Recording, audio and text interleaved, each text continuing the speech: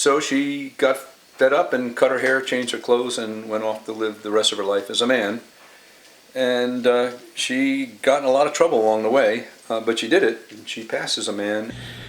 That's author Bill Klaber describing a 19th century Sullivan County woman who's the focus of his new book.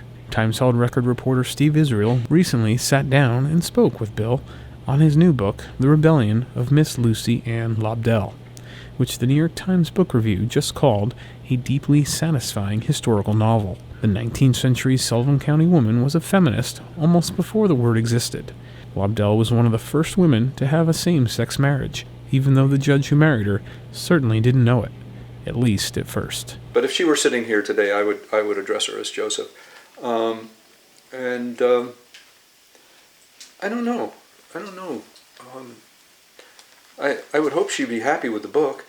I did recently get a message from one of her relatives, the wife of Mackie Crossan, who said that their son, whose at christening I was at, was thrilled by the book, and so that's the first indication I have that the family, the descendants of Lucy Lobdell, and she did have a child and she did have descendants, were happy with the effort, and I was glad to hear that.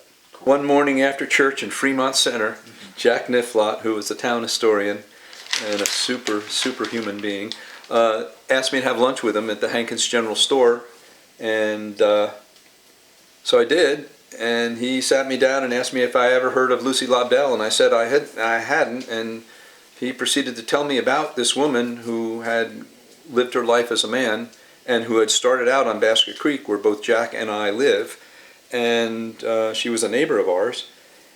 And he said he'd been collecting material on her for a good long time and had intended to write a book about her, but didn't feel up to it anymore, and he showed me the satchel of material he had collected, newspaper articles and letters and other kinds of recollections, and he said he was looking for someone to hand it to, and he thought I was the person, and he just handed me his research on this woman, and the story was utterly unbelievable, and the first thing he showed me was a large obituary about Lucy in the New York Times, which had the headline, Death of a Modern Diana, dressed in man's clothing, she wins a girl's love.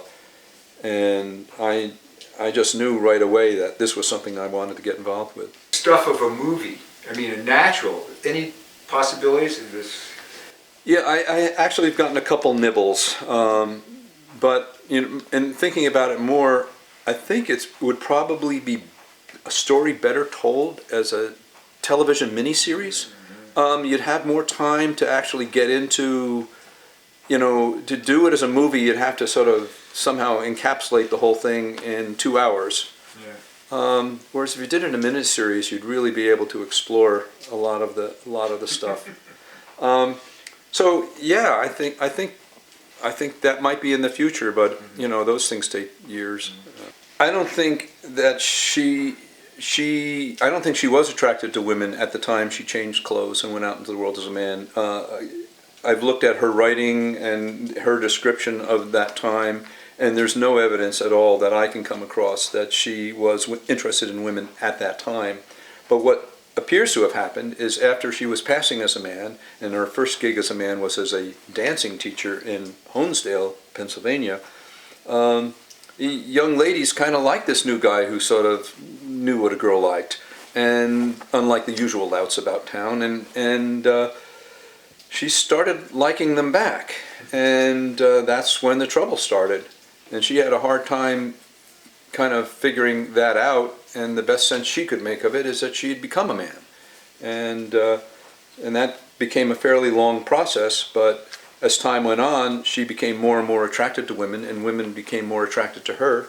And so she discovered a whole new world of sexual identity, which didn't have words back then. To this day, I still don't have an agent. I could not convince an agent, and I went to every agent listed in the book. And I write a pretty decent letter, and I could not land an agent, nor could I land a publisher. And finally, I put to establish peace in our house, and I was getting pretty disappointed and pretty depressed. And at my wife's urging, I published the book myself, which is something that's done these days more and more, independent publishing. And I brought the book out and thought that would be an end to it. I'd have something to give to the kids. But then it started getting good reviews and then started winning awards, and people started taking notice. And then one day St. Martin's Press called and said they'd like to take the book.